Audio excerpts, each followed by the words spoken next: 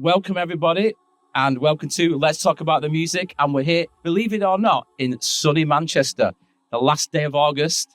And I'm here with the amazing Halina Rice. Halina, how are you doing? Thank you. Yeah, good, thank you. Nice to be here. Yes. And well, obviously you arranged the sunshine. And today we're stealing you away from your tough schedule. And it is tough. We'll go into that in a bit. And basically you're playing the Manchester Psych Fest tonight. Yeah. And you're headlining it. You've got that slot. I'm the last on at Ritual Union. Manchester Union. So, and this will be, tell me if is this the second or third time you've played Manchester? It's the third time. So I was here in 2022 to play Canvas. Yes. And then, that's 2023. 23. Gorilla was... and then, earlier this year, I was at Gorilla, which is a great venue. Really enjoyed that. Amazing. Yeah, well, I am a little bit biased. I am a fan.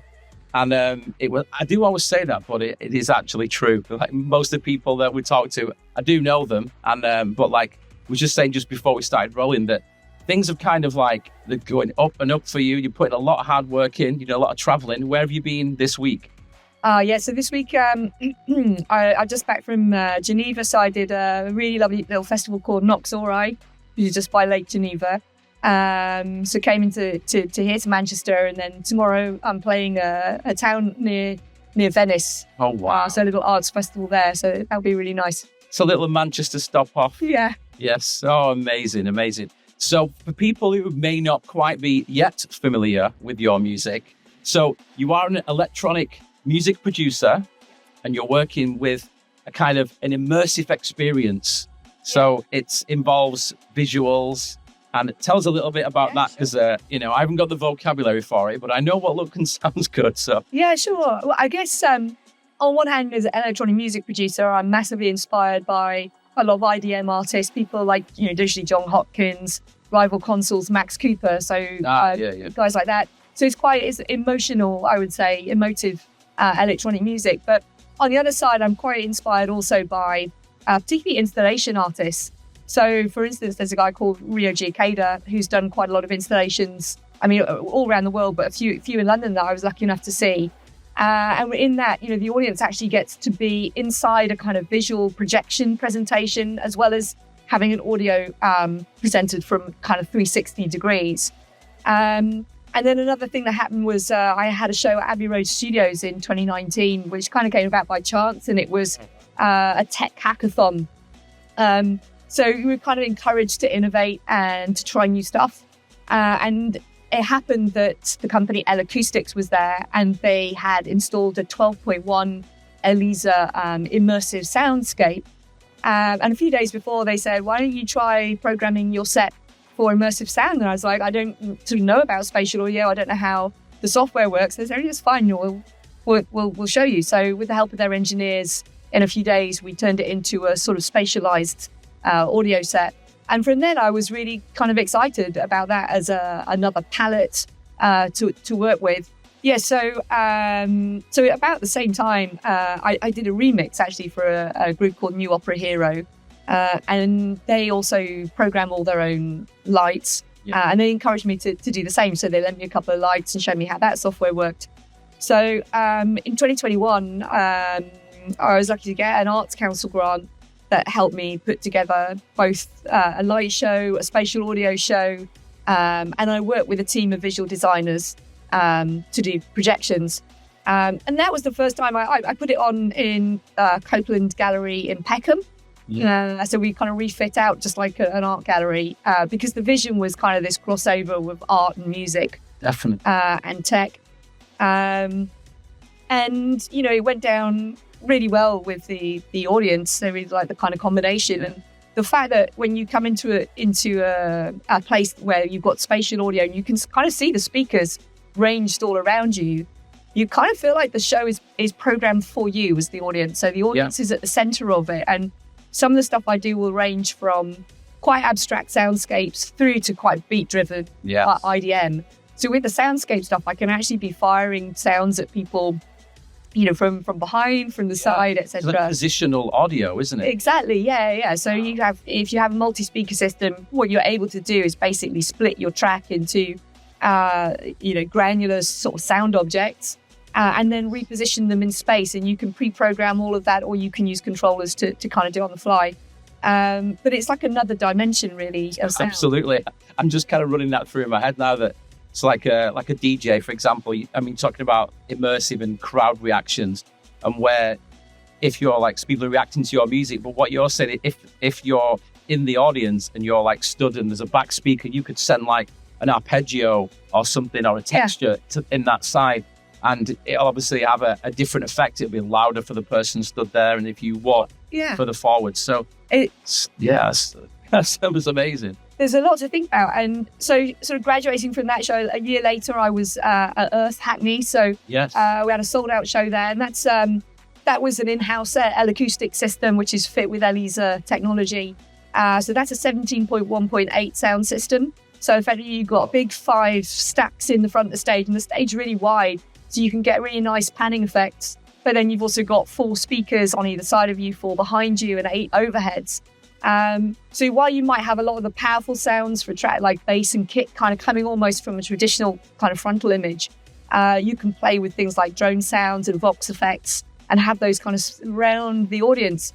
And it's really interesting because it's very difficult for people to say what it is they like about spatial audio, because lights and visuals, you can say, I really liked it when it went red, or I really liked how you had the lights hanging over the audience, or whatever.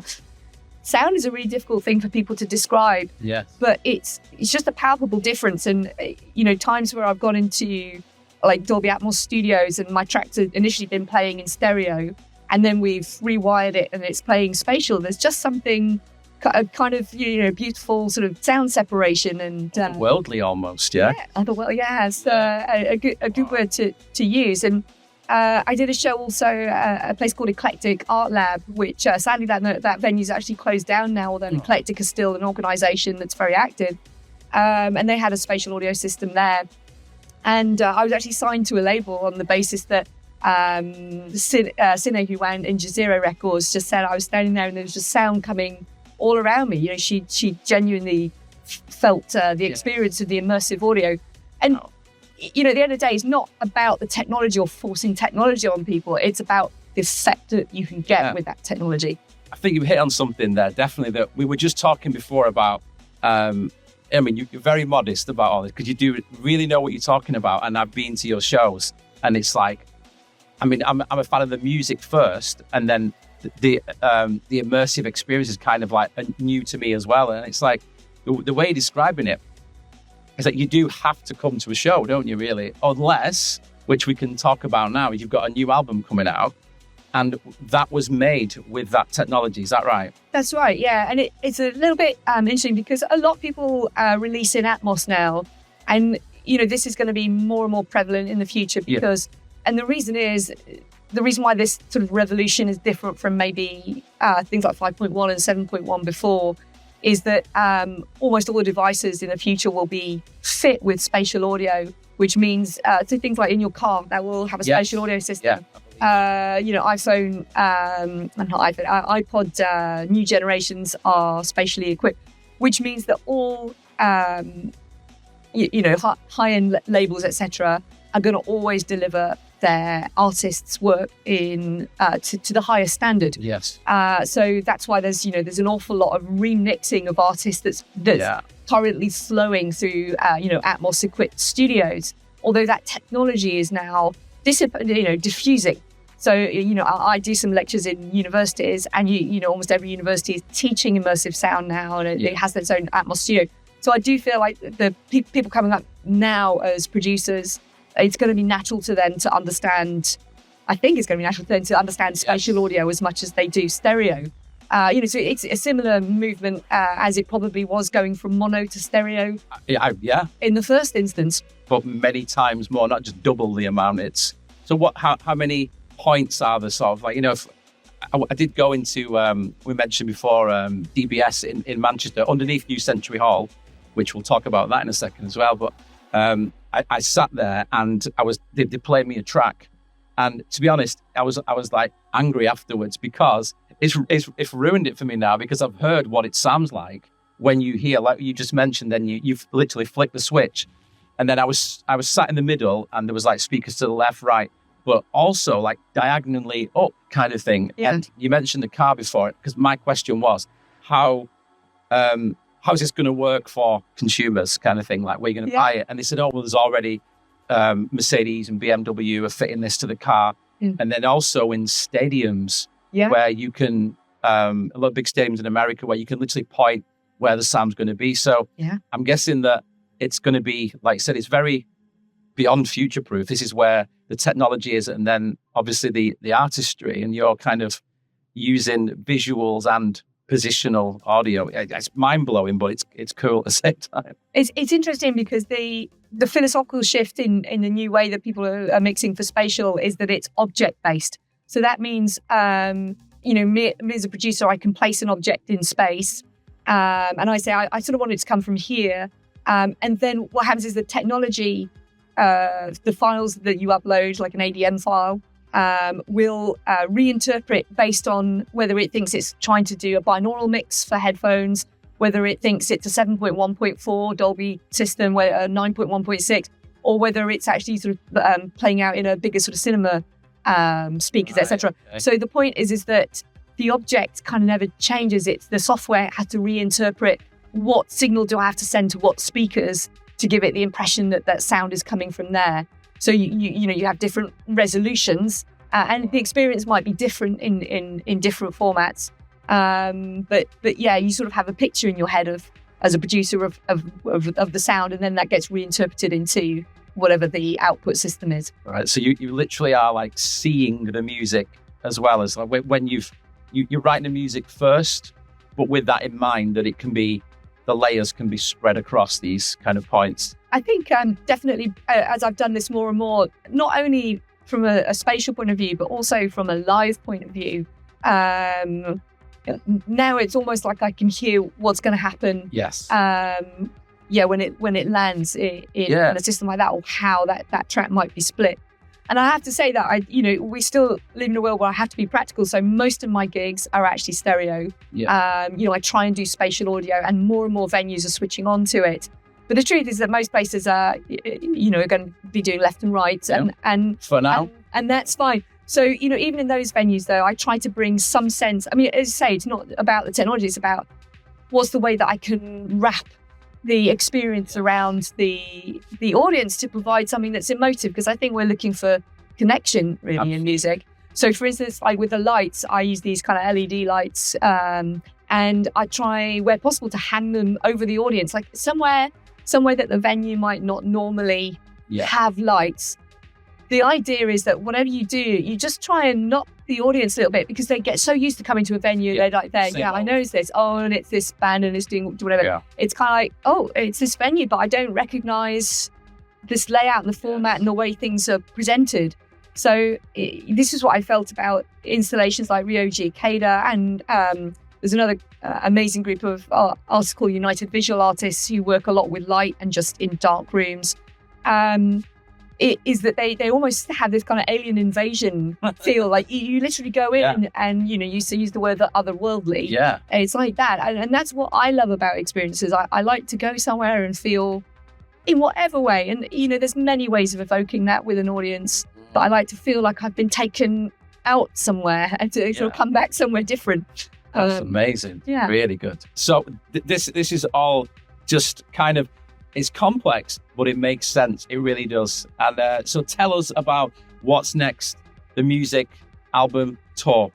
Yeah, sure. So I've got a new album called Evolve, and that's coming out on October the 9th. This is your third album, yeah? That's right. Amazing. And again, so that's actually going to be mixed in spatial audio. So I'm using Elisa. It's quite unusual. I'm using Elisa by L Acoustics to mix the album, but then we're able to translate it into a Dolby Atmos format, because that's the format that's accepted. Yes.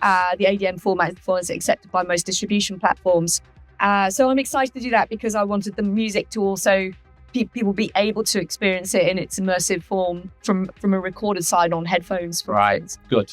And then, I've already got some dates announced for this autumn. So, big show in here at the Outernet. That's Friday, November the 15th. I'm so excited about that because they've got a 13.5 meter long LED screen. 13.5 meters. Yeah. I think of an equivalent. Like big. It's just big LED screen. LEDs, really sharp. Yeah, really nice. So it's quite a tech future focused kind of venue. But for someone like me, so, visuals are important to the work that I do. Everything is kind of pinpoint accuracy with the music. So I'm really excited to be able to present that with the visuals being so impactful for the audience. And then I've got a whole load of new dates that we have announced into next March. So the tour there is of 7 cities. So, for instance, we start in Nottingham Rock City. I'm from Nottingham originally. Yes. I'm from Nottingham. I spent many a happy hour in Rock City. So it's a bit of a bucket list Good. venue to go to. I'll also be at Brighton, the Old Market, which I've played at before. I don't think I've been there. It's a really nice venue. It's like a theatre style venue. Great team. Then on to Bristol. I'll be at SWX. Oh, right. Yeah. Yeah, SWX. Also Newcastle NX, Glasgow SWG3. Leeds Project House, which is a new venue, newish venue, which is really exciting. But since you mentioned Manchester New Century, amazing. That's on March the 28th. Yeah. So March 28th. Yeah. So it's a great venue. Yeah, super excited. Yeah, you were telling me earlier about. Yeah, I mean, anybody that's watching this, if you know, like a lot of legends have played New Century Hall, like Led Zeppelin and Jimi Hendrix and people like that. So, what a place. Yeah, and it's so cool. You'll love it. You've not been yet, but you should have a look. And, yeah. If you can while you're up here. But that's amazing. So the album is out October 9th. Yep. See, I remember all this. And then, so that's out. So people get a chance to listen to it in their own environment and then come to see you in one that you have curated for them. Yeah. However you do it. Yeah. And it's all new visual material as well. So there's some kind of old favourites that are kept in the show, but then there's lots of new stuff that people haven't seen before. So I'm really excited. It's all under wraps at the moment. So. Amazing. Well, by the time this is out, the announcement of your album and tour will be out there. But one thing I've got to say, I am biased because I have seen you play before and I've known you for a while. I genuinely really do love your music, and the whole idea and the vision is something that's we were talking before about, where artists go in these days. But I think that's what people need to see, especially like electronic music as well, where you're giving them the artistry is extended into the visuals so that you can see and hear, and it just become an experience rather than just watching someone. I mean, it's still quite fun watching you, press things and play things and mix things, but I do think that is the way things are in the future. I think if somebody would have had a vision, I think it was wasn't it Jim Morrison talked about like there's going to be in the future, there's going to be like one person using a machine. They might have said one man actually, so you proved them wrong there. But yeah, it's just like super realistic. But I think the best thing is come and check out one of the shows out, because seeing is believing and hearing is believing. So I'll put all the dates underneath the video, so check those out.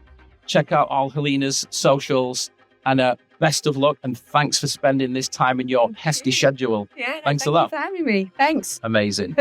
And don't forget, guys, underneath here there's a form you can fill in if you want to ask any questions about any artists, any venues, any towns we should visit, and talk to any amazing artists up and coming, no matter where they're at. If it's good, you let us know in the comments.